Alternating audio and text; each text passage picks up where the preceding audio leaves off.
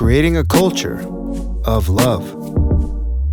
Growing up the way I did, I constantly was shifting and adapting to please who was around me. But I know I used to suffer of like all week I'd give, and I'm a terrible asker for help or anything. Come Friday, I'm on the couch just totally dead, passed out. Like, why am I dead? Just because you like to shoot the three doesn't mean on this team, like, that's what you get to do. Never in my life did I ever think that you would be seen as a weak person for asking to empathize.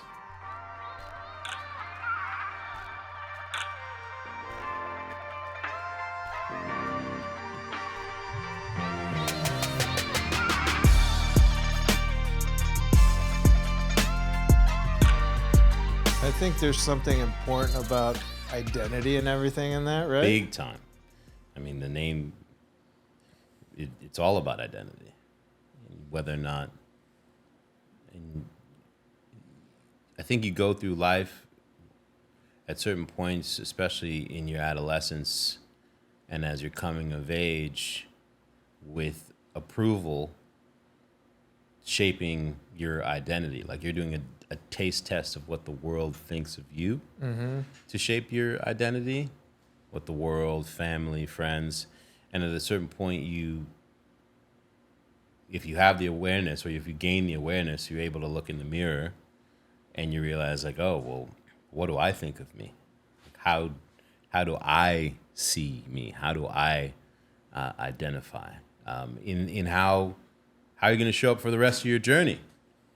Yeah. And I think for me, you just start to realize how exhausting it is, like running all of these like subconscious algorithms to essentially be pleasing people in how you show up, right? Like how you assimilate or being adaptive in a way where you're kind of looking around the room being like, am I good? You guys stoked that I'm here? Yeah. And I think, growing up the way I did, I constantly was shifting and adapting to please who was around me. And it took me a very long time to realize that like I didn't really have any actual like sense of who I was. I didn't have an identity. You know, I was like I couldn't tell you what color in the crayon box represented me. Yeah. I was just kind of all 64, which Yeah. which if you could, if your parents were cool enough to get you to 64, otherwise, maybe to 32. But yeah, I was kind of all 64. But at a certain point, you're like, well, which one in here is me? What's my go-to? Yeah, and I think, that really played a very big role in I think how I've learned to show up. Even in the last 5-10 years, like I didn't really come into my identity of self until I was like 40. Wow. I was just kind of sprinting and going with the flow and taking advantage of opportunity and not wanting it to end. So like, what do I got to do to keep going? Yeah. And then you realize that that's a slice of life, but that ain't life. Like what you do and who you are two different things. And who you are defines you. What you do is just, is a piece of that. But without who you are, you can't do what you do. Or do it well. Or are you doing what you're supposed to be doing? Yeah. Yeah. And what's it really emanating from? And you start to scratch a little deeper and get into the source and start to make some changes. And I think for me, that was my name. When I moved to SoCal, when I moved to San Diego from the East Coast, growing up on the East Coast, I grew up in New York City originally. Dominicans, Puerto Ricans, Italian kids, German, Jewish, Eastern European, all across the African diaspora, like just immigrant kids. And everybody had like an interesting name that came from where they came from. So you just you just learn people's shit. Like you learn their names, you learn their culture, you learn their food, you learn their customs, their holidays, their music, and you exchange and you celebrate that and you borrow a little bit, and that's what helps to shape you. Mm-hmm. Then I moved to California, and people are just like, it's rather homogenized.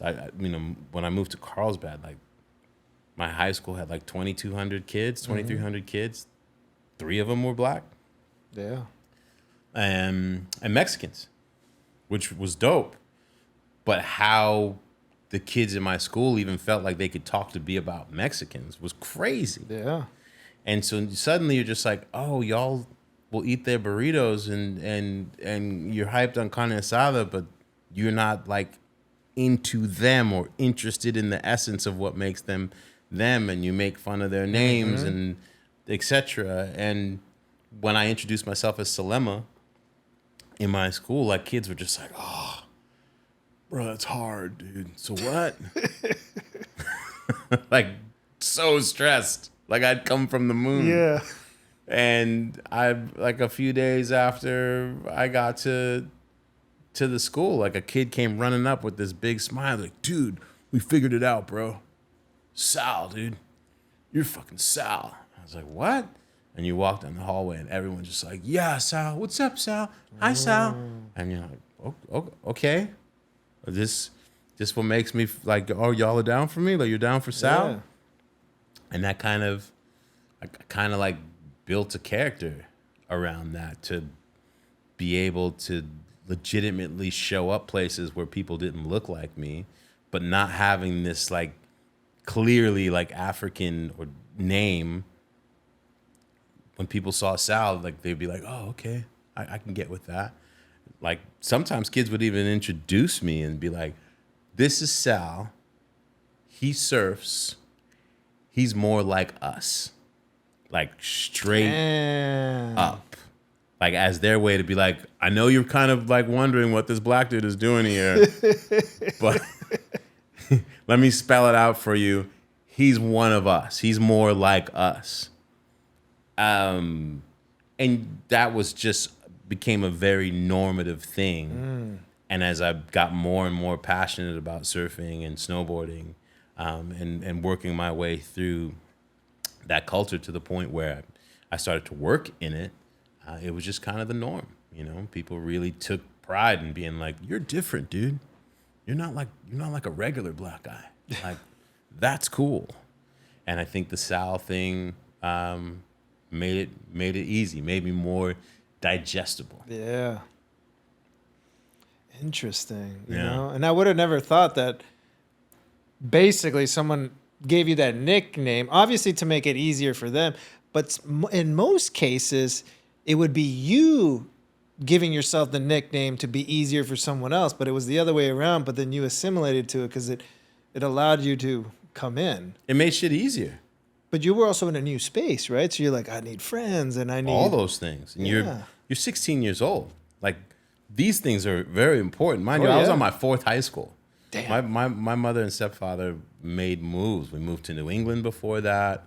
Went to 2 high schools there, 3 high schools there, and then went to SoCal. So by the time I got there, it was like a month before my junior year's over. You know, you're socially like upside down.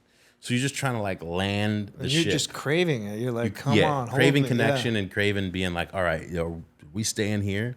And I got lucky enough to fall in love with something that changed my life in surfing. So yeah, you just kind of go with it. You go with it, and you put up with things for a while, and you learned. I learned a lot, man. I learned a lot, and over time, it's funny how when my career really hit on television, when I first started on ESPN. And even before that, MTV, I would font my name I would have them font Selema. So at least like they'd see Selema Masekela. And if people called me Sal, they called me Sal, but I wanted people to know who I was. And I would introduce myself on camera as Selema, and then have the audience understand that I got this nickname. Yeah. And I had an executive at ESPN at a certain point, like maybe 3 years into my career, who was like, do you want to be a star or not? because this name that they see on the screen, like, people in the Midwest, they're looking at it, they can't figure it out. Like, how do you even say it? And he did the classic quotes thing. He's like, Selema Masekela, it just got a ring to it. We want to make you a star. And I remember feeling this like sense of defeat, but then also like, I get to be a star? Like, same kind of thing. Like, y'all are accepting me into your club? Okay. And my career did continue to go, but I don't think it was because of the name. No. It was because I had a genuine passion and no one else had what I had to give. But plenty of people made me feel that it was because I had dreadlocks and my name was Sal, and it was catchy. The funny thing is that people would walk up to me in the streets and be like, hey, you're the black guy from the X Games, right? Straight up. Damn. Like hey, it's the black guy from the X Games. Come take a picture. It's like, where's Waldo, right? It's like, where is he? Where is he? There he is, right? Yeah, straight up. So, yeah, and so I had always flirted with what would it be like to go just be Selema again, which was my grandfather's name. And It's a beautiful name. thanks, man. I've always thought of it that way, and I never understood why it was so. I heard this comedian, I think it was like 2021, in the wake of the larger conversations that we were having 2020, 2021, about race in America, and folks having to assimilate towards what the definition of being American is, right? And he was talking about if you had an ethnic name and how suddenly difficult your name might be for folks who are used to classic American or Christian. John and Jim. Classic American / Christian biblical Yeah. European names. And he said, bro, they say charcuterie. Yeah. If they can say charcuterie, there's a strong chance that they can say your name. Exactly. Like, they take pride in being able to say charcuterie. But that's fancy. Right. And in that moment, I was like, yeah, my name is fancy. My name has elegance and strength to it. And if, at the time in the wake of George Floyd, I just remember waking up one day and being like, after Ahmaud Arbery and after Mike Brown and the years and years of leading, everyone thinks that 2020 and in many ways it was, I think, the aha moment because of COVID and lockdown and people not being able to go other places. Everyone was forced to pay attention, right? Yeah. And George Floyd ended up being this moment. But the lead up to that, Trayvon, years and years and years of black and brown people being like, hey, we're trying to tell you shit is different here, right? And then finally this moment where no one could run and hide from it, where everyone had to pay attention and be involved in the conversation. Of course, the people would instantly figure out some way to move the goalpost and be like, well, he was a drug addict. There's always a justification. Yeah, I remember a friend saying to me, I mean, the guy was on drugs. He was a drug addict. Is that who you want to make your martyr? And I said to him, do you know what a martyr is? And he said, no. I said, a martyr is someone who chooses to stand for a cause to the point where if they die for it, it is an act of righteousness in order to move the thing they stand for forward. That is a martyr. They're willing to die for what they believe. That man was murdered. Yep. You watched him be murdered. And you're coming to me now because now you have to make sense with something that you thought just doesn't exist in America, and surely not amongst the people that we aspirationally hold into the highest form of being infallible, right? in the police of America, and you're telling me that, like, you're asking me if this is the person that I would choose to make a martyr. Like, what kind of mental gymnastics are you playing with? That's what you come to, instead of being like, I guess maybe things are different for people who don't look like me in this country. Then there's a whole other thing of, like, if you're black, brown, and successful, folks feeling like, well, you don't even get to be in the conversation because you're famous and you drive a nice car and you're successful. Like, that's going to alleviate. Right? You're not even black anymore. Like, I remember the saying stuff about LeBron. I'm like, dog, you've been a billionaire since you started. You're still a black man. Yeah, and also, like, he was the child of a single mother who worked her ass off to help him get into position to realize his talents, and then they were realized, and he worked his ass off to get there, and you don't know what the hurdles continue to look like. Just because you're successful doesn't mean that you lose all this shit. That's the thing that always, like, really fascinates me in the conversation. But anyway, I just woke up one day and I was like, you know what? If we're gonna continue to not be seen, people are willing to sort of say that our lives are disposable in these situations. It's just a part of how we live in America. Then I'm no longer have the energy to be digestible. Yes. And that's it. Like, I just woke up and I was like, that's it. It's Selema from here on out. Called my team, called my agent, called my manager, called my lawyer. Yeah, I remember you made a post about it. Yeah. And then I, at one point, literally like a couple of days after, I saw you at the gym. What's up, Sal? Like, oh shit, he changed his name. My bad. I even told you on the spot. I'm like, oh, I'm sorry. I know what I meant. You know? No, and I'm still patient with folks to this day, because I do understand that, like, I built a persona. You know, people grew up with me. Like, kids come up to me all the time, be like, "Yo, you," not even kids, adults in their late 20s, early 30s come up to me and are like, "Bro, you raised me," which is a very weird thing but how cool to is hear. that? It's so cool, but it's a trip. And so I understand, like, you grew up with me, and that rolling off of my tongue and therefore yours. And so I'm patient with folks. But if you think that I'm going to be any different, nah. Like, I enjoy being Selema. You know, when I made that Instagram post that said, "Hey, this is my name, and from here forward, I would appreciate if y'all respect that I'm going to stand in it." I feel like I grew like 5-6 inches. Yeah. Like, I suddenly was like, and you don't realize how much work you've been doing, like, subconsciously, like, to fit in. You know, it's like, if it's like when your cell phone's on, and if you got all the apps open to full function, and then you look down at your phone at the end of the day and you're surprised that you don't have no battery left. I know the feeling. I wasn't on any of those other apps. Yeah, but they're running. They're running to allow you to be, like, just in case some shit goes down. And it was like I turned all that noise off and I just got to be me. And I also said, like, if it affects me in a way where, like, I'm no longer hireable, then I'm in the wrong business.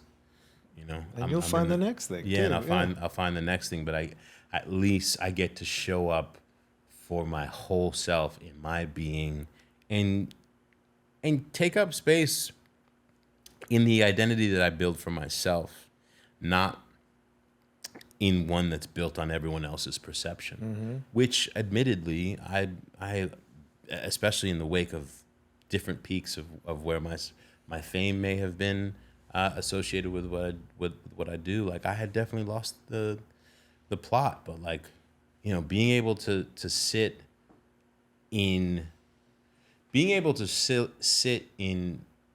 self-love, like, in a genuine self-love, from there you are actually, I believe, for me, able to love better, able to see people better and understand all the various myriad ways in which people are dealing with shit that you're unaware of, and to give space and take a breath and remember that everybody's showing up with a whole gang of baggage that they've been walking with and trying to sort through since they got here. And that's the truth. The one thing that, besides knowing that, it's like walk in my shoes and you'll know. We'll never be able to walk in anyone's shoes. But when you're able to pour into your cup, you can equally pour out of your cup into someone else's cup and back and forth. But I know I used to suffer of like all week I'd give, and I'm a terrible asker for help or anything. Come Friday, I'm on the couch just totally dead, passed out. Like, why am I dead? Oh, I gave all week and never allowed to receive. And in my work and in my things, I realized that that's actually selfish. Because how many times are people giving to us and we're like, just a compliment, hey, you look good today. Oh, you do too, man. You just brushed it off, didn't take the energy and gave it back. So you weren't ever, you take a moment like, oh, thank you. It's not about instantly hitting them back. It's like, receive it, fill your cup, be there to each other. That's powerful, man. That's really, really powerful. I suffered from the same thing, and it's something that I still like. I have to remain aware of. My instinct is to take care of everyone else and take care of myself last, and to make sure that everyone feels boosted up as well. You know, in my relationship, my girl is the first one to be like, she'll give me a compliment, and I'll find this roundabout way to explain why, and she's just like, just thank you, and you're like, thank you, I appreciate it, which should not be so hard, but you do damage to yourself when you don't. I think one thing about that being in a relationship has taught me that if you can't receive love, you do not have the ability to actually love. You know, and you think that like, I'm gonna show up and do all the things and blah blah blah blah, and then that's enough. That's not even the starting point. Exactly. It's like, can you receive that love, engage with it, and then tailor what it is you have to give, specific to what you've learned about how that person loves. Yeah. Like, it ain't about like, just because you like to shoot the three doesn't mean on this team like that's what you get to do. Yeah. You might have to go sit in the low post and bang around and sit in some discomfort. Yeah. You know, on this team, in this unit, in your relationship, and those roles vary. And it's like, man, being able to, in this season for me, it's like, oh God, like that's actually where the skill set and the work is. It's like rolling your sleeve up to be able to like take your ego out of it. Are you capable of receiving love? And adjusting what that openness looks like to receive. Yeah. And just the question, imagine just asking yourself, am I receiving love? Do I know how to receive love? And then start unpacking, like, where did I not learn this? Or where did I avoid this? Or where did I block this? Because most people think we get broken because we come from sexual abuse or bad upbringing, like all these really bad things. But exactly, yes, and you could have had none of that happen. Maybe there was just this other thing that wasn't there. Maybe the love wasn't the way you knew how to receive it, and it wasn't what you needed. But we didn't know how to speak up and ask for it, and now we forget to know how to ask for it, or ask the question, or learn it. Or it's interesting. I've had conversations with people where their mom and dad had the most ultimate perfect relationship. PDA, you name it, never argued once. So the moment he'd always start arguments with his girlfriend, he's like, oh, it's not the one. He couldn't keep relationships because it never lived up to what the parents showed him.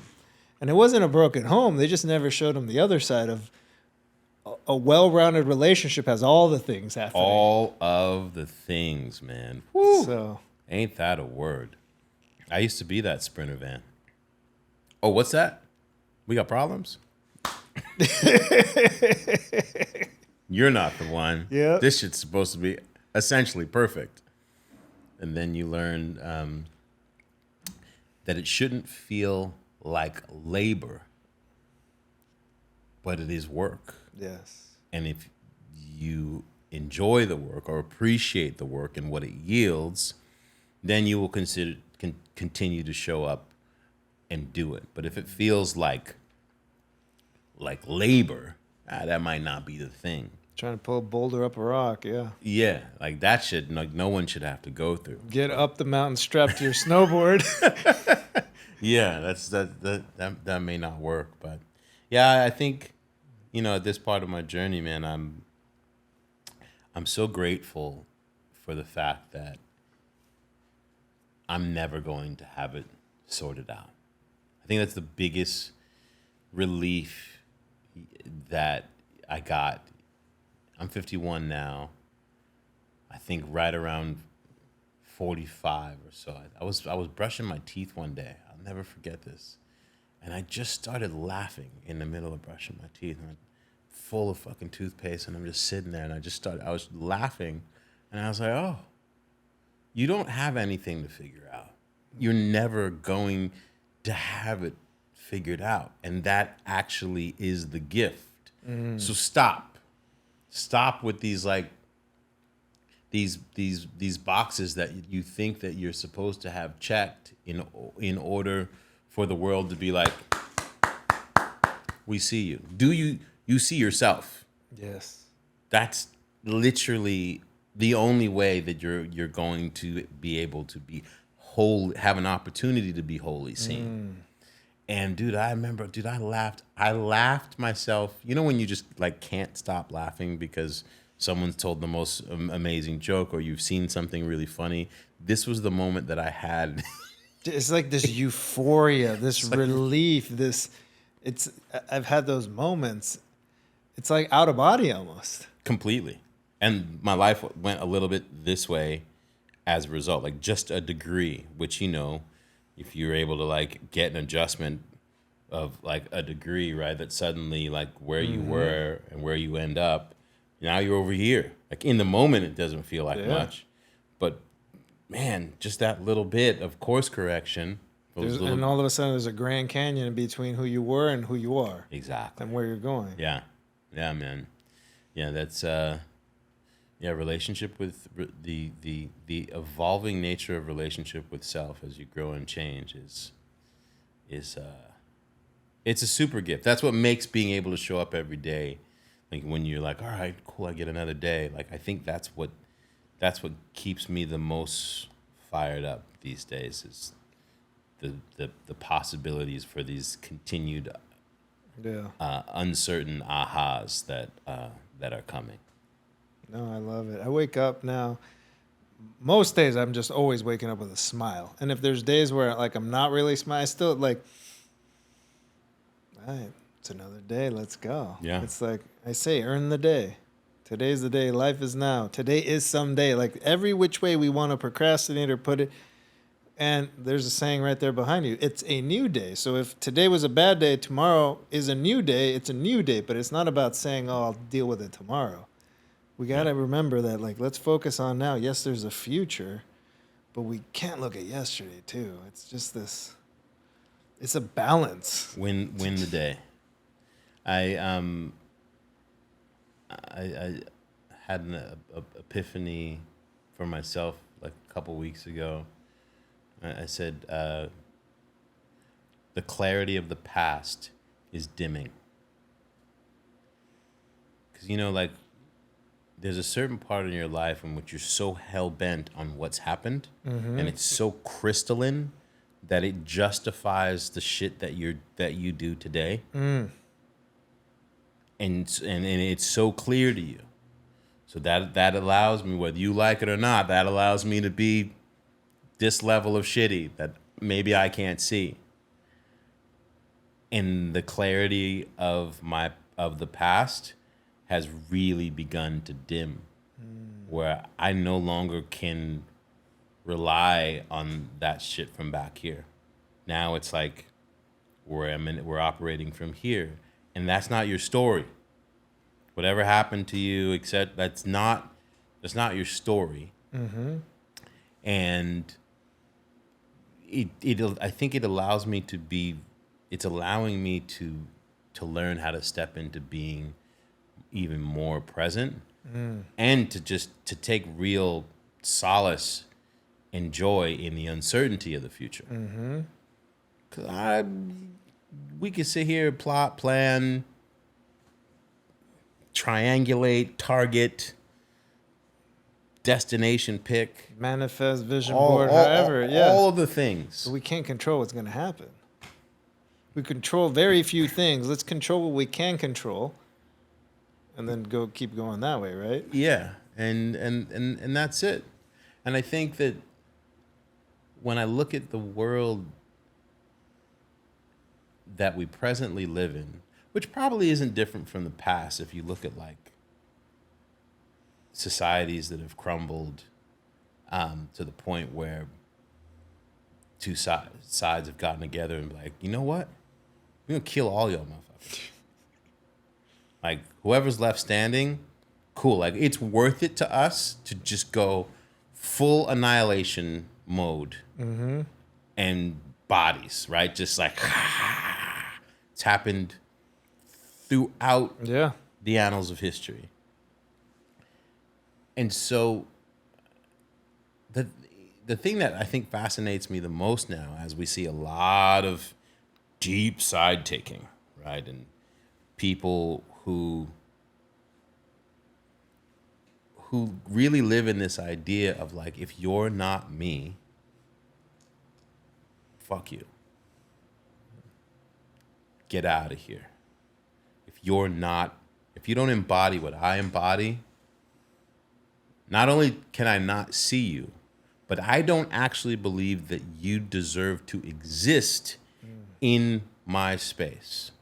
Race, religion, politics, gender, sexual identity, all these things that, by the way, have existed forever, that now we storytell as being new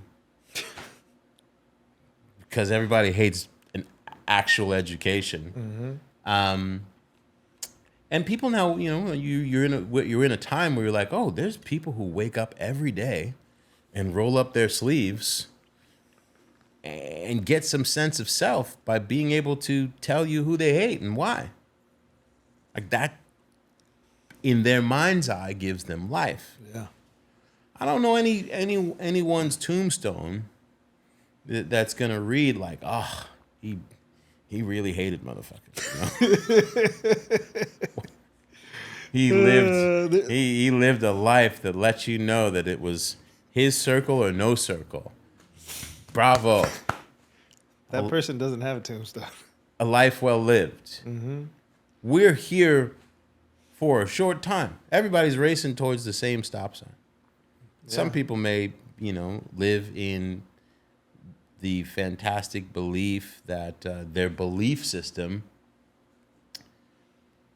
and choices they've made in their heart are giving them access to some after grand existence that you and I may not be able to get access to because we don't have that.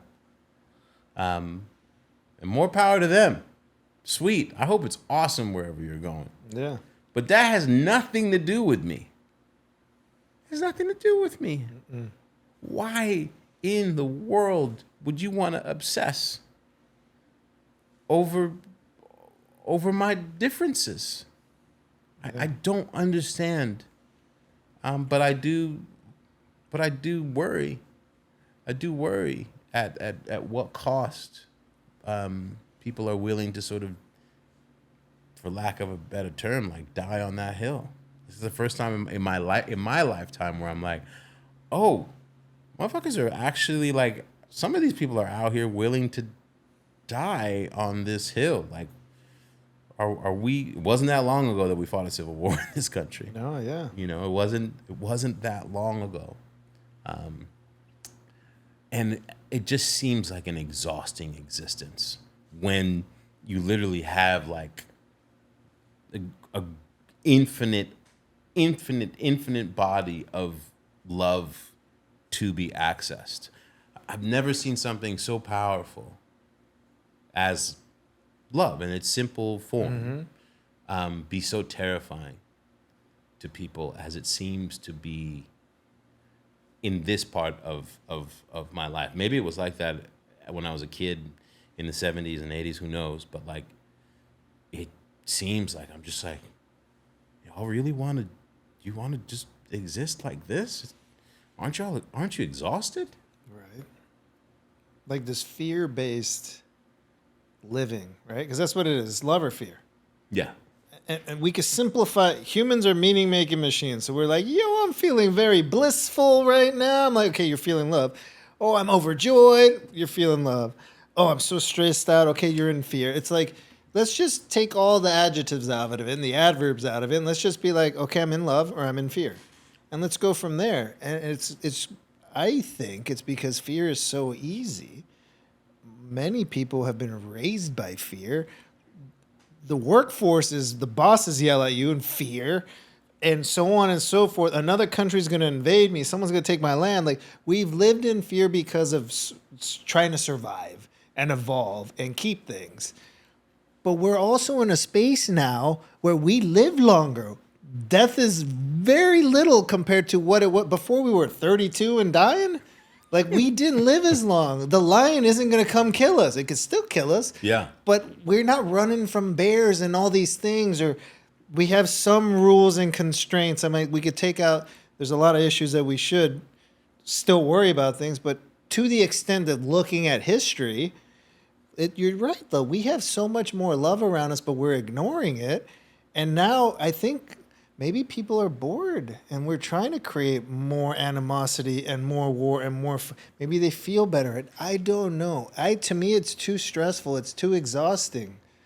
Yeah, I think that there's if you can keep people fearful, and if you can make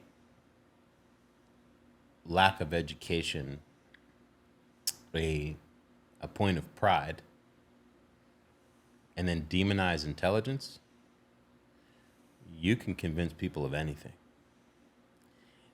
I never thought that I'd be in a time where, you know, the leader of the free world, one of the leaders of the free world in the last few years could be like, I love the uneducated. And people are like, yeah. But that's where we are. Like, we've learned how to like demonize intelligence and study and actual like access at the roadmap of history of how we got here as elitism. Mm-hmm. Like, what? But if you want to control folks, keep them stupid and convince them that the person across the street or the person who is different from them is out to take what little they have. You can get people, if you keep people poor and without lack of education, you can create some real dangerous situations. You can. And I think that it's above my pay grade of intelligence, but there's clearly a handful of people for whom that serves larger interests. Mm-hmm. And so we've never had the amount of wealth that we do concentrated into the hands of literally like with these 10 fingers are people in this country that have more than probably 250 million people in this country. Yeah. Like, but that's the American dream. I don't know. Well, the American dream is saying that you have the opportunity to become them also. Yes. And people will, and getting people to believe that, like, if I believe that I can be that's enough. And if you don't, well, then you're you know, you don't get it. But yeah, man, that's you see it every day when you're walking down the street or you're in a market, etc.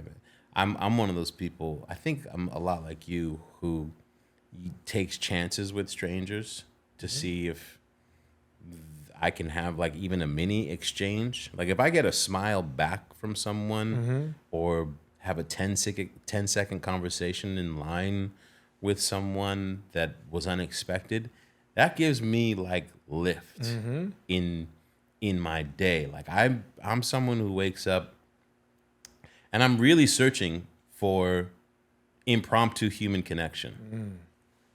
It gives that's my fuel source. And it's interesting how when you do make contact with certain folks, even if it's with a smile, etc., sometimes when people look at you like, what do you want from me? You know? Or such like tense, like, and you realize like, oh, we're so conditioned that like, you're supposed to like, to me, the American way is like, you're supposed to walk out your house and be like, if I don't know you, you're a potential threat. That's basically the algorithm that it feels like we run on in this country. It's like you're a potential threat until you're not. It's interesting, and I want to add a little scenario with that. Is like we look at. So I read this thing once, and I always mess it up because I don't remember the numbers. But like 1 human by himself, gonna die. 2 humans by themselves, gonna die. 3, 4, 5, gonna die. I think the magic number is like 7. Around 7, they can start surviving and building a little village and a hut and a town, and it expands. But we grew up, humans I'm talking about, the past. Right now, we're so siloed. I think it started happening in the 50s and all that, where the nuclear family, it's the mom, dad, kids in a house, picket fence, the whole thing, and then that's you. And all of a sudden, the grandparents, the siblings, the aunts, the this, the that, doesn't exist. Back with human tribes, we're talking about all races, all ethnicities. Your kid's hungry and mama can't feed from the teat. Guess what? Auntie, feed them. Neighbor lady, feed them. Like everyone took care of everyone, which is why we grew.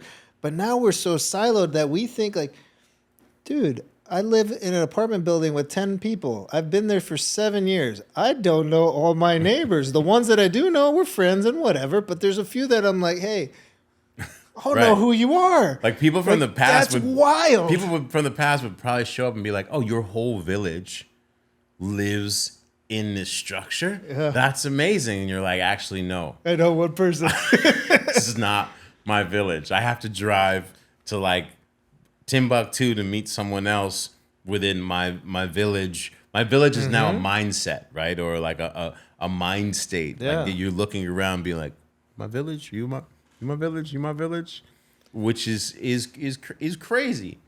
And then but what a powerful point.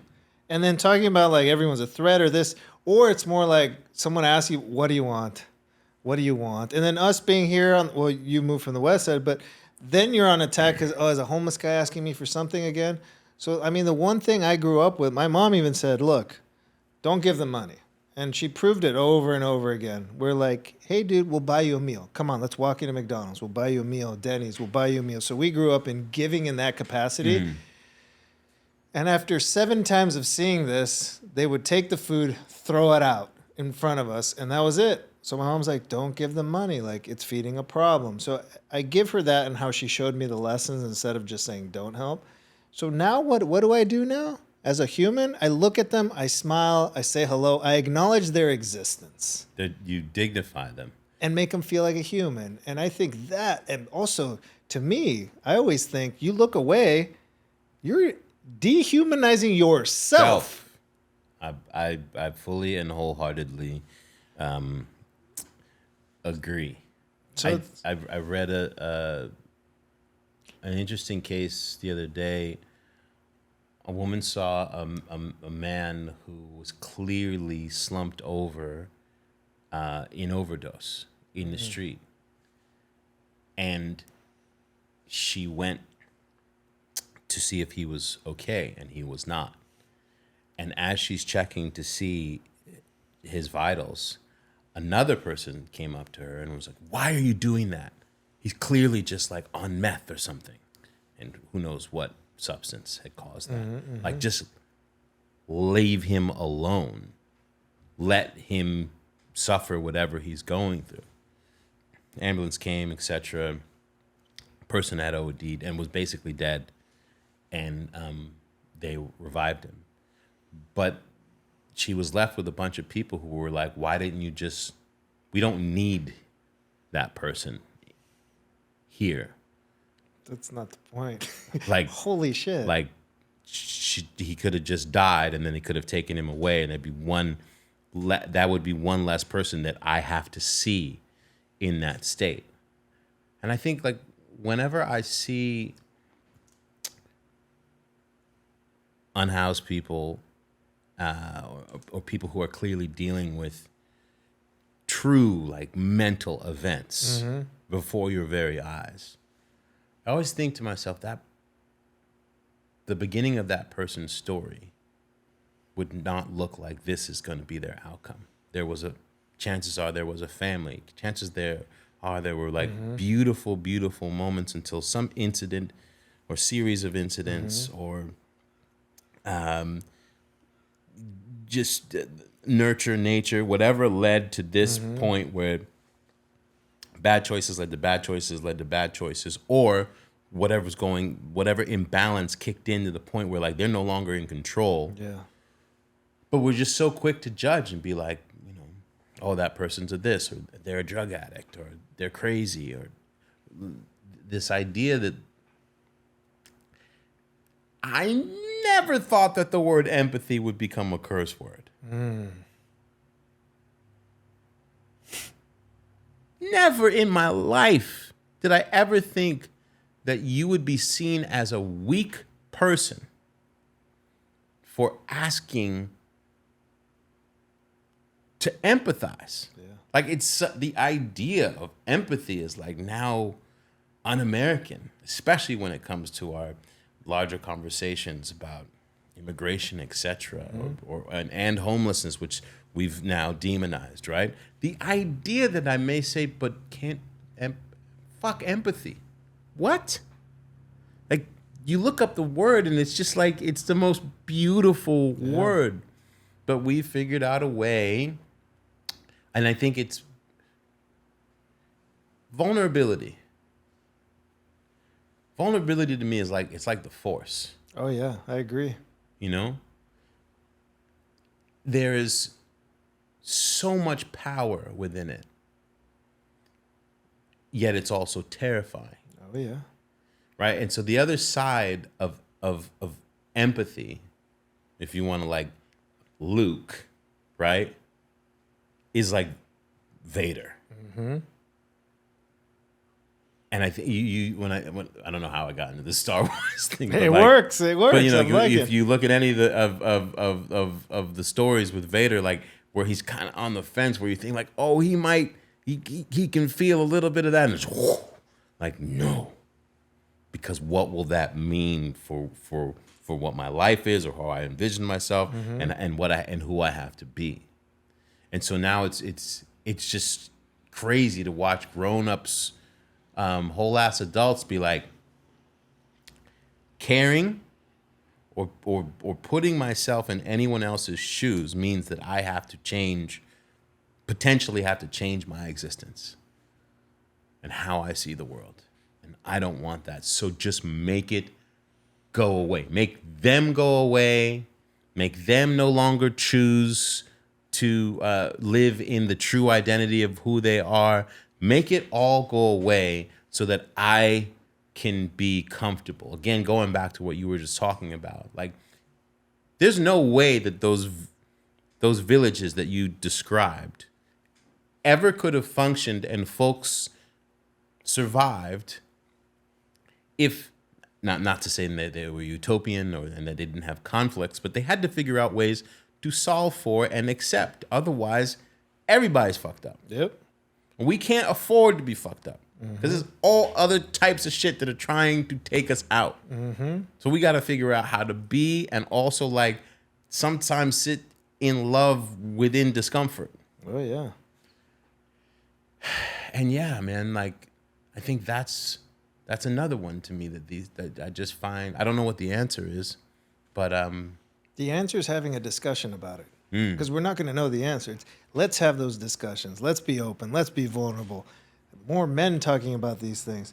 But it's true. It's just like if we have differing opinions, we write each other off and never get to know each other. Imagine if we took all the crap off of us, all the labels. We're adding labels. Again, humans are meaning-making machines. Let me add more labels to be more inclusive. To me, it's totally backwards. The more labels we put, the more division we're creating, because it's more things you need to get past to finally get to the person. I'm like, you're telling me all this? Oh, like, when do I get to know you? Yeah.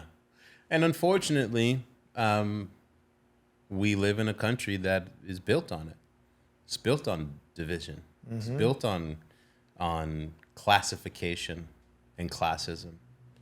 And it's not a way for people to be able to actually to sit and be in exchange, right? Like, as much as everyone wants to, I marvel at this. I think future generations will look at, like scholars will look back at 2020 and be like, wait, they had a massive aha moment in which they had an opportunity to actually just stop and acknowledge the wrongs of the past when it comes to racism and classism in this country, and then course correct so that everyone knows, like, hey, this is how we got here. May we never take this path again. That was the opportunity for me for 2020, 21. Mm-hmm, mm-hmm. And instead, folks were like, nah. And actually, we're not even going to teach how we got here anymore, because teaching how we got here makes people feel bad. Shame and guilt. Shame and guilt, and now this thing of like, but people hate white people. You guys are against me now. Ain't nobody against you. Mm-mm. But we are against how we got here. Yes. And you possessing some awareness that, yes, it fucking doesn't feel good. Well, guess how it feels to be on the receivers. Yeah. You think it makes you feel bad to have the knowledge that it exists? What do you think it feels like to actually be in the thing, or to have been those people, or to be the descendants of those people who somehow were able to pull themselves up through all of that and move a little bit forward and take pride in their existence? But now we're like, we're not going to talk about it anymore. That's woke behavior. We don't want to hurt anyone's feelings. We can't hurt anyone's feelings. And so you're actually un-American if you talk about how we got here. You talk about today and you talk about how great we are and everything is. And if you don't like it, you can leave. There's the door. There's the door. Get out, you with your poopy mouth. You non-American. Talking about these things. Could you imagine if they did that in Germany? Hey, you know what? We're done with this Holocaust. Museum, come down. Anything that commemorate, it was horrible. Millions of people died, but we don't need to carry this on our consciences anymore. We know it happened, and we're against it, but we don't need any reminders that it took place. Like, no one could ever think of that. And you know what the biggest crime in all of that is? That is going to lead to it happening again. Because now it's gone. We forget 200 years from now, let's say it gets completely wiped out and all of a sudden it happens again. Let's tear down that Confederate flag. Look, let's not worship it, but let's honor where we came from. Like, we make mistakes. If we don't learn from our failures, then it's truly a failure. And if we're wiping out these lessons, then we're just going to fail again. Someone was like, we don't want to teach racism or teach how we got here in America anymore. Obviously there's critical race theory, which no one can tell you what that means. But apparently anything that has to do with race in America is critical race theory. So no more of that, because kids can't feel bad. However, we would like to leave the monuments up. So you're telling me you don't want to learn about how we got here, right? Because that makes people uncomfortable. But the statues of the motherfuckers who actually did the shit, that is heritage for you and honoring a piece of American history. What are we talking about? It's art. And it's that clarity of like people, and I couldn't imagine being raised that way. And then and you're a product of like generations of people who were teaching their kids to be racist in this country. Those people are alive. When we first started like integrating schools in America, and you see those pictures of little black kids who are like going to this white school for the first time, and those kids that are standing around them in the late 50s and 60s, those people are alive. Those people made kids, and their kids made kids, and this idea that it would just like go away. But the wild thing is, knowing now I have a son, obviously, but with kids don't have this in them. Someone told you, hey, we're going to drop you off at school. You're going to hate the colored kid. Hey, we're going to drop you off at school. They're going to hate you. It has to be taught. It has to be taught. Kids don't know color. They're like, you're another. Oh, you know what they know? You're my size. Let's go play. That's what they're not looking like this. They're looking at you here. Yeah, it has to be taught. And we have a long way to sort of like to extinguish that part of our existence. And I don't think you can extinguish it unless you honor it and everyone collectively say, this is not how we want to be, and then move forward. But when the past has created power dynamics, right, that have been favorable for a certain set of folks, the idea of like resetting, don't press the button, because that reset may mean in their mind's eye that they're going to be losing something because other people are gaining, which goes back to like, that's fear and scarcity, though. Goes back to the fear and scarcity mentality that you talked about before. So I think that's why at this point in my life, I call it being on the fifth floor in my 50s. I like that. I never heard that before. So I'm on the fourth floor. You're on the fourth floor. We'll be waiting for you here on the fifth floor with all sorts of gifts. And there's a gift bag and a guidebook and an AARP card that comes to your house. Yes. Discounts. They send to you at like 49 just to be like, hey. Oh, no. They're just fucking with you at 49. They're like, hey, you about to be one of us. Welcome. Because I remember 39. I'm like, cool, it's 39. 40 got me. 40 got me. I had like 35. I had a moment. I woke up and had a panic attack. I thought I was old. 40 was not as stressful. 45, I felt really buoyant because I was coming in like, psh, psh. 49 was a rough year. Like that was whatever the middle-age crisis is. I had that shit wholly. And then 50 came and suddenly it was like, oh, you've been investing in this account for a while that you were unaware of, and here's your statement. And it's like, congratulations, you now have access to wisdom. And you're like, wisdom? Me? I didn't even know. Like, yes, you have, you don't get to take it all out at once, and you have to use it sparingly. So it's a card with stamps on it. You got one stamp. And with continued investment and usage, you'll be able to continue to get dividends for it. So now it's like a black card, access to wisdom. And I think that now I'm in this place where I realize that like my job and my duty is to be able to make room for and pave the way for other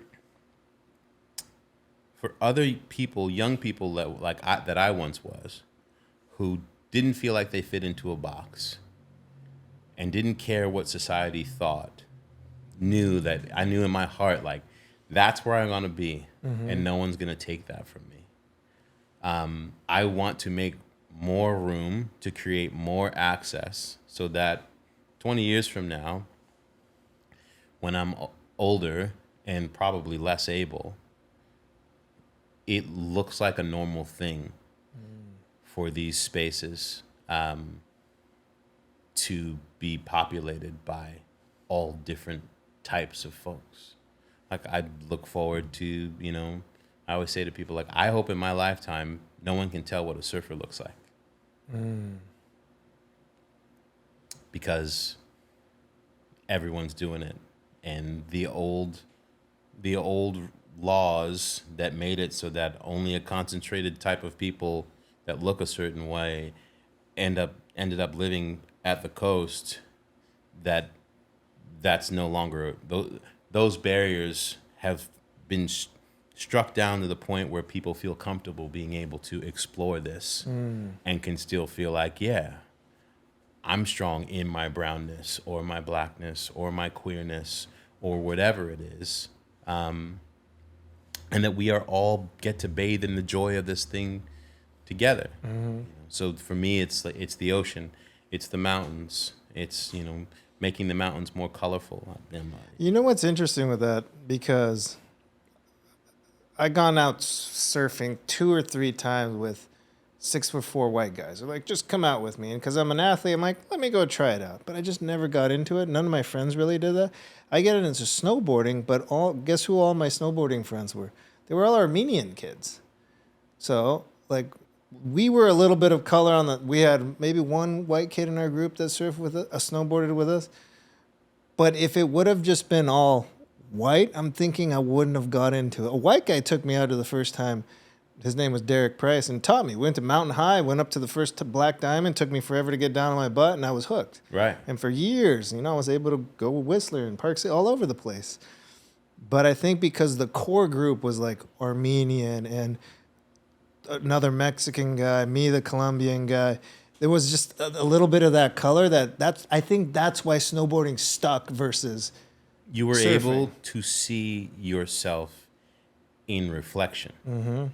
The thing around you wasn't in reflection, but you felt a comfort and a safety in knowing that, like, yeah, well, we are doing this. And when I first started going, I was going by myself. Nobody looked like me. And people used to literally ask me in the lift line, what are you doing here? I didn't even know that you guys did this. It's not too cold for you. Like, all of that shit. And it proceeded for a very long time. Like, even after I became the host of the X Games, people coming up to me and being like, it's so cool that ESPN was smart enough to be like, you know what? We'll find a black guy. They are ahead of the game. And we'll teach him all the stuff about this sports. Because when people turn it on, they'll be like, wait, what? But he's so knowledgeable because they've taught you. So how did that happen? How did they teach you? And then you tell them, I've been snowboarding for 34 years. I've been surfing for whatever, skateboarding forever. And I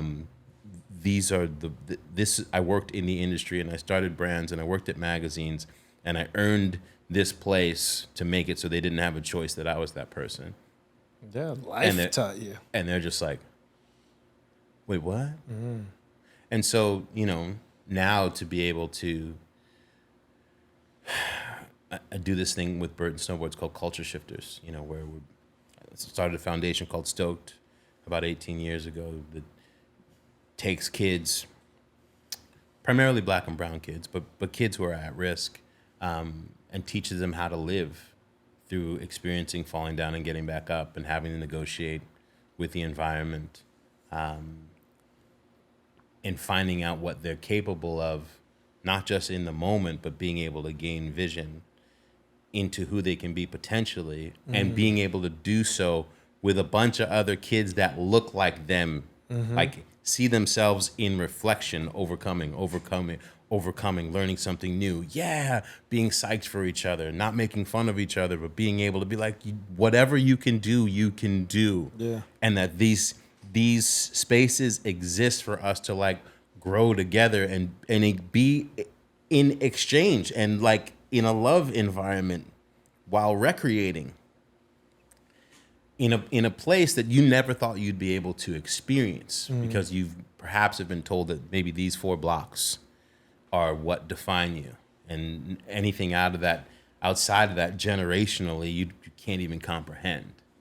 Or now with Burton, with Culture Shifters, like we just do this thing once a year where we just bring out black, brown, queer, you name it, as many folks as we can, and get them in a mountain in a safe space where they're able to see themselves in reflection and try this thing that they're like, I would never go there for all of the reasons that seem stacked up against me, to have a pleasant experience. And watch people just be like, why didn't I know? Okay, I'm a snowboarder. You know, I'm able to find relief from like the pains of life from this thing that I thought was just like a luxury experience for the rich. Because there is the monetary cost. It is a little bit more on the expensive side. So that is a thing too, right? It is a thing, but we're figuring out ways to create more access to people being able to learn without going broke to do so. You know, there's a place in New York, an artificial dome called Big Snow, where you can go ride for $15 a day. You know, I did not know that. Yeah, there's tow rope experiences that are being built in state parks and in cities where people can go and have experiences without having to spend all the money. There's all sorts of groups that and mountains that are realizing that the future of what the consumer looks like is going to be based in a far more diverse because clientele. $200-$300 for one day is like, even now I'm just like, dude, no. Yeah. And it's also, and here's also the other thing. Like, yes, there are those barriers. Also, there are a whole shit ton of black and brown people who are successful in this country who have money that like would like to spend it. And they just would like to be marketed to and feel totally, yeah, like they can be welcome in that space. Whenever I go and do talks to the snowboarding and ski industry, and they're like, well, how do we get people here? We really want to figure out how to make it more diverse. And I'm like, well, first of all, have you tried to hire any people that are passionate about this thing who will explain to you how to talk and find those folks? And they're like, oh, because if y'all are just having this conversation amongst yourselves, it ain't going to happen. But B, you guys get people from thousands of miles away to come to the mountains every year. You do market research, you figure out how to target to them, talk to them all year long, so that when the second it gets cold, the first thing they think about is like, oh, what would it feel like to be on this mountain, to be in Jackson, to be in Vail, to be wherever it is. That's what y'all do for a living. So don't tell me you don't know how to talk to people and how to find people, because you're getting people to come from thousands of miles away. Now you just got to like tweak your messaging a little bit and find some folks who know how to help you target who those folks are. And if you make them feel welcome, if you create ways for them to feel welcome and it to feel familiar, and that they're wanted there, you'll be shocked. I know a guy. I know a guy. So yeah, that's kind of what that's what I feel like this part of my career is of my journey is about. It's about using the capital that I've built, been able to build over the years to hold the door open for others. And there's some young kids that I just, these kids, there's this kid named Brick who started something called Ebony Beach Club, just doing incredible work, getting and creating opportunities for all sorts of folks to get to show up at the beach and learn how to surf and have an experience that doesn't require them having to like change or be someone different to be accepted, so that they can feel like they're allowed to take up space at the beach, in the mountains, in all of these different spaces that for a long time were sort of like the last bastions of safety for people to feel like, oh, well, I don't have to deal with any of those type of folks, you know? Yeah. It's interesting, but and I'm also just hearing all this and thinking back to that moment I brought up of like, why didn't surfing stick? And so, like this conversation brought up that thought and that experience because sometimes we don't realize things that are happening in life in those moments. And now I had that aha moment. Oh, it's because it wasn't a bunch of white kids, or I probably wouldn't have stuck to snowboarding because I was the football player, the track guy, the soccer guy, like. Growing up, though, I did do a lot of BMX and skating and all that, but none of that really stuck either because it was just kind of me in the neighborhood, and I didn't see anyone else like me. That looked like you doing it. And So I remember the first time that I showed up at a beach and I paddled out at a place and someone clear with the hard R was like, "What's your N-word ass doing out here?" damn. With the hard R. And then just like paddled by and went and sat in the pack. I was like 22. Damn. Was so excited about getting to go and surf this wave. And I remember sitting there being like, what am I supposed to do now? And are all those other people that are out there with him thinking the same thing? Now people are paddling past you and you're just like, You're just waiting for a board to hit you in the back or something. that man woke up, took his sip of coffee, saw the waves were good, and he paddled out unimpeded to go and experience the thing that he feels like he has a sense of ownership over, this like joy space. And now for me, I'm like, what happens when I catch a wave? How are the rest of these dudes going to react to me? What's the experience going to be like in the parking lot? Like now all I'm thinking about is my safety. Surfing's already dangerous. Yeah. Things swimming underneath that want to kill me. The wave wants to kill me. Like all these things that you're willing to like accept to do because of the joyful experience of like that 10, 15 seconds on a wave that can put you in a different dimension. And the last thing you want to do is, am I get a board in the back? Am I get jumped in the lot? Like, yeah. And I've experienced that repeatedly growing up. And if it wasn't for the fact that I had this like just vice grip hold on the joy part and that it was worth whatever, like no one could take that part away from me, I would have, like you said, like just been like, I would have abandoned it and found some other shit. I was surfing a place called Zeros in Malibu last summer, pulling in the parking lot. And I see another brother in the parking lot. Now, whenever we see each other out in the wild, whether it be snowboarding or hiking or whatever, you see each other like, you eyes lock, and is an acknowledgement because I know what it took for you to get here. I know what it took for you to decide to stick to the thing. So I'm going to walk up to you. We're going to have a moment. Where are you from, etc. And that's what it is. It happens with black and brown folks in the water all the time. So I see this brother. I walk to him, give a pound. Where are you from? Blah, blah, excited to see you, etc. Guy in the car next to him sees our exchange. I'm going to walk back to my car. We're both about to paddle out. And that guy goes, "Why didn't you say hello to me?" I was like, "What?" It's like, "Yeah. Why didn't you say what's up to me?" I think that was pretty racist, don't you? Damn. Wow. And he proceeds to go off on the both of us about what we're doing here, and you guys want handouts all the time.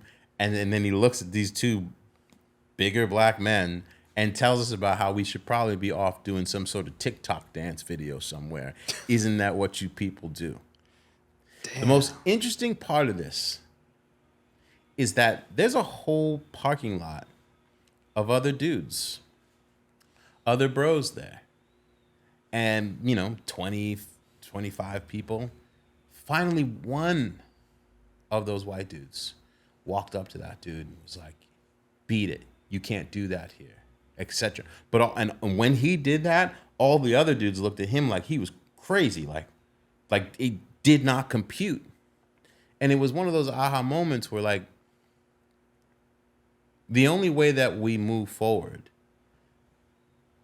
societally, I believe, is that when you see people experiencing some shit that doesn't make sense, we got to stop just like watching it take place and take a little bit of responsibility to be like, nah, I don't want to be a part of this. Because if you don't say anything, guess what? You are a part of it. Exactly. It's like this is what I say. If you don't make the choice, someone's making it for you. The choice is being made regardless. And, imagine like having that experience as a fucking 50-year-old dude. That's wild. You having the right? same shit that you happened to you when you were 16, in your 20s, and your 30s. It's a regular thing. I love surfing so much. Like, it fills me with so much joy to have that experience, to navigate and negotiate a wave that, like, I find my fucking center, figure out what kind of subliminal armor I need to have on to go and paddle out and do the thing, and hope you don't see about that. Hope that today ain't gonna be the day. Yeah. Where I have to have an experience like that. And I think that's the part that, as we find ourselves having these tough conversations where sometimes people are unwilling to like stop and just think about what that might be. Yeah. I imagine there's probably been times when you've been out painting a mural where your brownness has come into play. Mm-hmm. And where people would be like walking by, they see all this beautiful art, and then they see you and like, I don't know if he's supposed to be here. I got some funny stories. Let me say something to him, because there's no way that he is supposed to be here doing this. But you love applying this love any place that you can, that's something that you've just learned how to process, and like that may happen. But the average person who's blown away by what it is you do, especially since it's just literally draped in love, would never even stop to think that. And I know that without a fact. You don't even have to tell me. I had to stop as I'm telling the story. I'm like, wait. Oh, for sure you know this. Mm-hmm. It's wild. And I think we get to acknowledge those moments even more. It's just, and that's the whole point. And I keep doing it because I'm like, okay, that guy, that gal is going to actually read it. I'm already opening the door. You got to walk through it, though. And I'm like, I'm going to choose love in this moment. That's what it comes down to. Choose love, choose fear. Yeah. But how sad is it that because they can't envision that the message can be coming from you, that allows them to not have to step through that door that you're holding open, that they can walk past or walk around. Yeah. And that's our charge, right? That's why we keep showing up. It's funny. One time I pulled, different from this, but still in the similar space. I pull up in my truck because the rims have the love on it. I'm in Whole Foods. I park in the front. I go in, getting whatever. I come back to my car, and this guy's like, "Are you the artist?" I'm like, "Yeah." He's like, "Cool. I always thought it was a girl doing that." And I just laughed, and it was just like, "Okay." And that was it. Shattered. Shattered. Oh, you was shattered. Yeah, I believe it. I believe it, man. But that's I think that's part of why you find yourself in the position that you are. This is your charge. You're part of being able to help people gain access to the infinite possibility of what folks have to give, no matter how it may be being delivered to them. Yeah, and it's a choice. Choose to put on a different set of lenses. Yeah, Just man. try it one time. Try it one time. For yourself, though. I say it's for you. It's not for anyone else. Yeah, it ain't for me. It's for you. As I'm gonna figure out. I'm gonna keep showing up. Yeah. How would you like to have the experiences? Mm-hmm. I'm painting to remind myself, and then I'm painting so you can choose it for yourself. Yeah. So it's interesting. I think it's incredible, man. The manner in which the depth of your persistence in knowing what it is that you have to give, and that you keep relentlessly showing up with this thing that, like, love has this ability to be so small, right? And then, like, you can be like some abracadabra shit, and it's, yeah, remembering that's the infinite nature of its power. Mm-hmm. It can fit into the tiniest space, but also can, like, take out buildings if necessary. Yeah. It's not a box of chocolates. No, absolutely not, man. So this has been beautiful so far. But I want to highlight a couple other things that you're into, right? You've got music now. You've started in your 40s. You've got a couple documentaries, right? You've got Afro Surf. You've got X Games. You've got a podcast. So how does this all play into everything? I know the X Games are coming up too, right? Yeah. By the time this airs, they would, I think, have just passed. But I'm really excited. I'm returning to X Games for the first time in a decade. As the host. I left after 13 years and went and did a bunch of work with Red Bull and Vice and National Geographic, and got to do some fun things and made some films, some documentaries that I'm psyched on. But to your question of, like, how does this all work?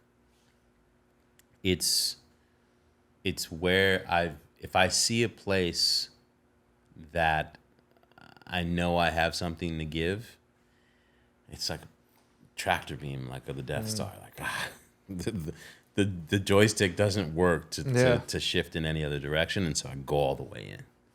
And music, was something that my father was a musician, was a prolific trumpet player, flugelhorn player, and singer, and an activist. I get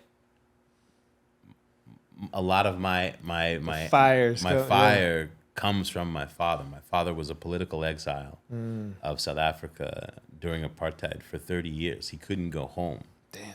Because he spoke out so vociferously about the injustices of apartheid.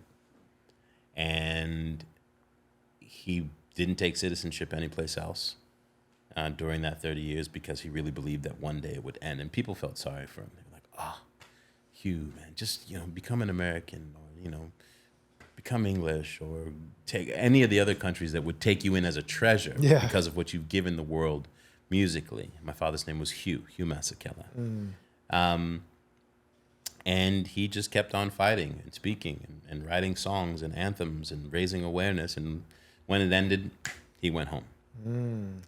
Like, literally, like, packed up, sold his brownstone in Harlem, and went back to South Africa and lived the rest of his days for almost another 30 years. What a beautiful conviction and vision, an example of, like, I'm sticking to something I know is going to happen. I don't care how long it takes. And when it happens, gone. And he proved it. He's like, this is where I want to be, and this is what I fought for. Yeah. And this is why I stood my ground. Yeah. It's incredible, man. It's really incredible. And so I grew up as a kid, my relationship with my father was based in being at jazz clubs with him and watching him play and touring with him in the summers. That had to be fun. And so much fun. And being in the studio when he made albums and put an instrument in my hand, and I started singing, and I played in the band in school and the Philharmonic, and I sang in choirs, and I always had music in me that I felt that I had to give, but my father was giant. And so the idea that the world would care about what I had to give did not compute. His shoes were too big. Two clown shoes on me. You know what I mean? His shoes would be clown shoes. Those on mischief me. boots. Yeah, straight up. And it reached sort of a, it reached like a point though, where the voice just started getting louder. The older I got, the less I was able to suppress this thing that was like, we gotta get this out. And the other part would be like, no, we do not, there's nothing to get out. Shut up, you know? And then finally, in 2010, my cousin Sonny, who I would sing back up on all my friends' records, because we had a studio in our apartment in LA, and he's an engineer, producer, brilliant producer. And then all those artists would be like, yo, when are we coming to play on your album? And I would be like, guys, you're generous. Yeah. Stop it. I'm going to go back to bed now. You got everything. This is like, we were doing these sessions like 2 and 3 in the morning. Yeah. And then Sonny called me out one day. And he was like, yo, are you done bullshitting? Like, are you done bullshitting yourself that you're not an artist? And just the idea of calling myself an artist, you want to talk about imposter syndrome? I was like, I'm an artist. My job is to tell everyone else's stories, other artists. I'm here to put their work, their contributions into perspective for the world to be able to understand. That's my power. And he was just like, yeah, no. It's time for you to like tell your story. And he convinced me to go into the studio and start writing. And I made my first album that came out in like 2012. And that's under Alakazam. Alakazam, which my last name is Masekela. Backwards, it's Alakazam. How'd you figure that out? My dad had it as a license plate when I was a kid. I remember asking him once, what does that say, Dad? What is that? I was like 7. He was living in LA, and I'd flown out to spend the summer with him. And he said, look at it closely, man. It's your name backwards. Don't you ever forget it. And I was like, whoa, that's us? Like, and you look at it backwards, and you're like, oh, that's us. And that's like magic too, yes, right? Yeah, Alakazam. Right? Yeah. It has like this, and you're like, that's in your name. And so we were probably like 2/3 through the record where you're starting to realize like, yo, we got albums. We got songs. Like, this is going to be an album. So picture me, I'm in the booth. Sonny's behind the boards, and he's hitting the button. I just like finally conquered this vocal that had been kicking my ass. And it's like 4 a.m. He goes, hey, baby boy, you know, people are going to hear this, man. Like, what are you going to call it? Like, what are you going to call yourself? What are you going to call it? And now you're registering like, oh, we're not just doing this for each other for fun. Like, people are going to hear this music. Yeah. And the idea, as we talked about at the start, like, there's no way I'm making a Sal Masekela record. Like, that ain't it. I'm not going to sully the Masekela name with this thing attached to it. And I was also at the same time terrified that, again, identity, right? Mm-hmm. People know me for this. They know me as a sportscaster, broadcaster, host, action sports guy. There's no one's gonna take me serious as an artist. They don't know. My world doesn't know what I come from, or that my origin story is music. Yeah. And I know that feeling that you're describing right now. And so it was a moment of terror in the booth at 4 a.m, just being like, oh fuck. And then I just like had this moment. I flash back to my dad and I just go to the mic, it's Alakazam. And he goes, yep. Yeah, that's it. I'm like, yeah, man. I am Alakazam. And the first record is literally called The Sound of Alakazam. That's what the first album is called. And you know what's bonkers? I put out a single called It's Not You, It's Here, digitally on Spotify and all the things. It got picked up by like a bunch of blogs. Like all of a sudden, like OK Players like touting it as their song of the week. And you're just like, oh my God, what's happening, right? Yeah. And the big question, like the headline that people were asking and bloggers were asking, like, who is Alakazam? And you're like, it's it's right there. Yeah. And no one picked up on it. No one picked up on it. And it was a gift because having that cloaking device of the character that I was deathly afraid that people would know, like, pull up the curtain and it's me. Like, hi, is it okay if I do this? They didn't know and they didn't care and they were making connection to the music. And it literally took like 5 months before someone cracked the code and then they felt like they had been duped. This dude wrote a thing, be like, oh, it's just, I don't know how we didn't know, but it's just the X Games guy, Selema Masekela, and they're not even stopping to be like, but wait, the connection. Like they were almost offended that they let themselves build connection with this thing, and wait, but this is the person who's actually doing the thing. This is the person who's spraying love on the walls. And that really made it easy for me to like kind of stay hidden. I didn't put myself in any of the music videos at all, and I just let the music do its thing. But you know, ended up getting a song in Entourage, big one of the closing episodes of the final season of Entourage. That's amazing. Big scene, and you're just like, wow. You know, I got a closing, like the banger ender song to the season premiere of House of Lies on Showtime,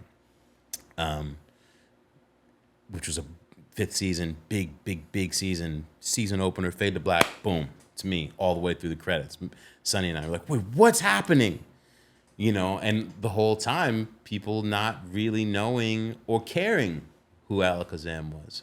And even though my second album, called Soundproof Heart, that I put out in 2018, I'm in the video, but literally, it's just the back of my head that you see. Just because I was terrified. I was terrified until I went and started out going and playing shows. Like, I just didn't, even though the music was what's that? You couldn't hide at a show. Couldn't hide at a show. You put a curtain, sing behind the curtain. Yeah, which probably would have been cool. I could have been like a weird like Sia character, but now I've made peace with it, and I'm gonna do another album here in the next year.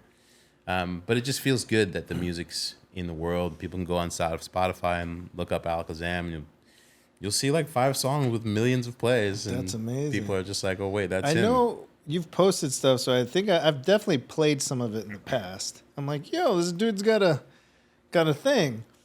But right now, currently in my head, I don't know why I have this image stuck in my head as you're saying.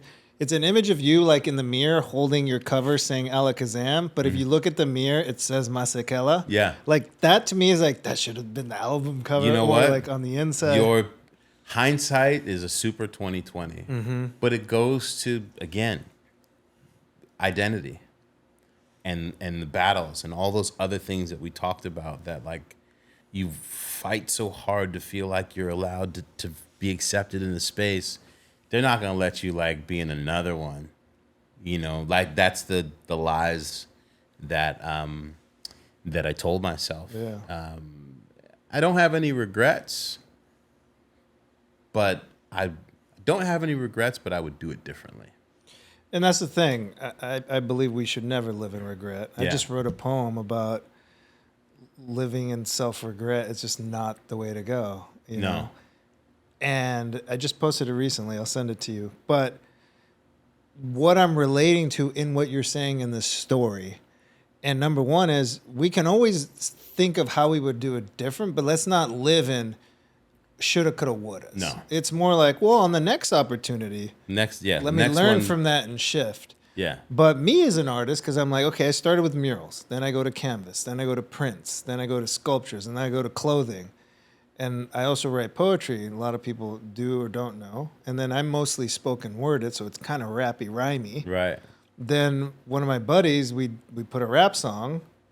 It's called Your Love, and I do the intro and the outro as a spoken word. I just talk it. Mm-hmm. And I'm sitting here like telling him, hey, I don't want to disrespect you, so I'm not going to rap on it. Plus, I don't know how. And then we do it. It's a dope song. I'll send you that too. And I said on the next one, I'm going to rap. Like, I'm going to follow my face. I'm going to do it. But what you're saying in your story, and I think a lot of us say, is like, I can't also be an artist that's in music. I can't also be an artist that writes a book. I can't, but why not? Why, as an artist, do we only have one specific thing? And why aren't we just overall creators? Like, just in general as human beings, why aren't we allowed to be all? Why don't we allow ourselves to be as many of the things that are divinely us? Like, I don't know. My therapist has sort of made a lot of money off of helping me figure out how to, like, unclutch from holding myself back, from being in, like, sitting in this, like, self-defeatist, imposter, self-sabotage. But it's interesting because the conversation is like, oh, we're not enough. We're born enough. So it's not that. And then it's a worthiness. Well, are we not worthy? And the world has given us different lenses of how we measure our worth. Well, oh, we're brown, or we're this, or we're male, or we're athletes, or we're this. We can't be smart and be a super fit jock. And then when they find out, like, oh, you're really fit. Oh, damn, you're intelligent. You have that many degrees. You were going to be a surgeon? Right. Oh, you're an artist? Like, it's just, I'm like, I'm a human. Like, I'm living all the potentials of what opportunities. But then I go back and, like, am I worthy enough to, I'm going to jokingly say, like, what if I become the next big rapper? I'm not. But let's just say, because I have that question. But in my head, Nigo came out with that Nigo and Friends album, and I'm like, I want to get all my musician friends and create a Live Through Love album in every medium. Like, do the country singer homie, do the rapper homie, do the classical homie. Put them all on one song, and it's all based on that lens of love in everyone's That's a dope idea. creativity. So, now Alec Kazam's coming on the joint. That's a dope idea. I'd show up for a song for that all day, man.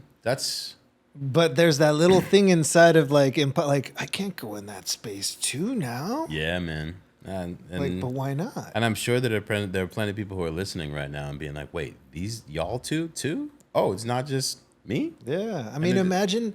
I'd be curious. One day, I'd love to have Pharrell on the show, right? And be like, "Yo, you went from producer, music. Now you're like, you took over for Virgil, and just he came in and slayed it. There is no like." Oh, he's just Philly. He's just like, this is the next thing. Yeah, like he slayed it. There are and I've met Pharrell a number of times, gotten to know him over the last 20 years.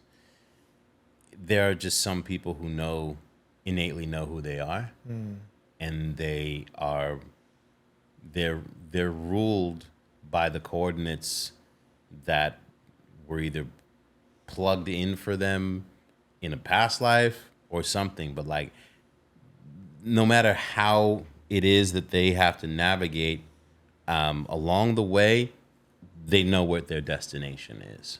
And you get to watch those people and you're just like, and it doesn't come without fear and unsurety or any of those other things. And that's where you want to sit and have the convo of like, yo, it's all of us having these things. Everyone. Anybody who tells you that that's not the case, I don't care if it's LeBron, MJ.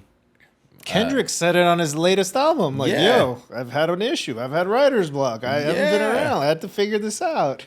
and you're like, damn, when that shit cracks, it just Yeah. it comes. And I feel it all the time. I literally wake up every day being like, all right, well, it's over. And then I have to shake that off and like Yeah. and go after it. But like we said earlier, like every day that you're here is literally like, what? It's a whole ass miracle. And you've got all this opportunity to be present in it because there's a bunch of people who aren't going to wake up tomorrow for no other reason other than they didn't. Yeah. Like without like any crazy like incident other than like time's up. Yeah. There's a few guarantees. We're born, and that's not guaranteed because we're lucky to be born in wherever Right. we end up. Then there's a dash, which is all the shit in the middle. Right. But there is an end zone. There is Yes. an end line. You're going to die. Yes. And we have to own that. Like I say it a lot, like I'm going to die, but not in the sense of like, let me be careful or I'm not afraid to die. Aging right now is messing with me, but I'm not afraid of dying. Yeah, the aging is a motherfucker. It's going to happen. But yeah. like the die part, I'm not afraid of. I think it's as I'm learning the things required, the amount of self-investment necessary to keep moving forward and not just being idle in my existence Autopilot, on right? autopilot. Yeah, that's the part. But again, it just makes for a new playing field, and there's fun to be had in there. Yeah. When you are able to sit in acceptance that, like, what does Logan say? You work with the body you have today, not yesterday. Yeah, and I take that to heart all the time because, like, the Ruben of 10 years ago versus the Ruben now, I don't clean and jerk no 350 anymore. I just don't want to. I still put up great numbers, but I'm like, Yeah. my why is different. I want to play with my grandkids. When I'm 75, I want to run up the pyramid. Yeah. I want to enjoy retirement and wealth. I don't want to be in a bed and like, yo, I Yeah. can't travel. I can't play with my grandkids or I'm not here. Yeah. The why. The strength of your why and being able to check in with whether or not the why you're operating in is of today or yesterday. I'm with you on that. And that you're going to die, it's about urgency. Let's live urgently. I always say life is a marathon at a sprinter's pace. Yeah. Because it is a long game, but like we still got to sprint through Still it, got to go. but not forget. Yeah. Still got to go. So this has been beautiful. Thank you for sharing. Thank you. Again, we sat down. Look where it went. I think it's gone places. I think it's powerful. Yeah. I came in with no expectations, but I knew it would be rich. And I'm very, very grateful to you for having me on. And like I walk away from conversations like this with like, actually there's a little window there that I maybe wasn't paying attention to, and where do I get to go from here, man? So thank you. Oh, you're welcome. So a couple last questions. They kind of overlap, but not really. The first one, how do you define love?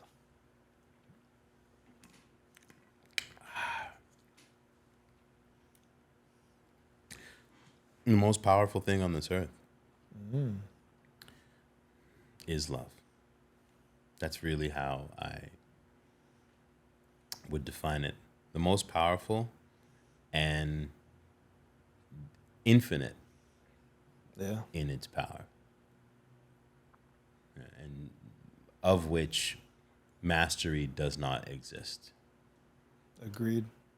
Anyone who tells you that they've mastered love is a liar.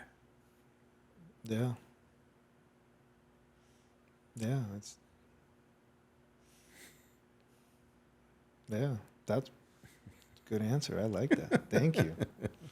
Thank you.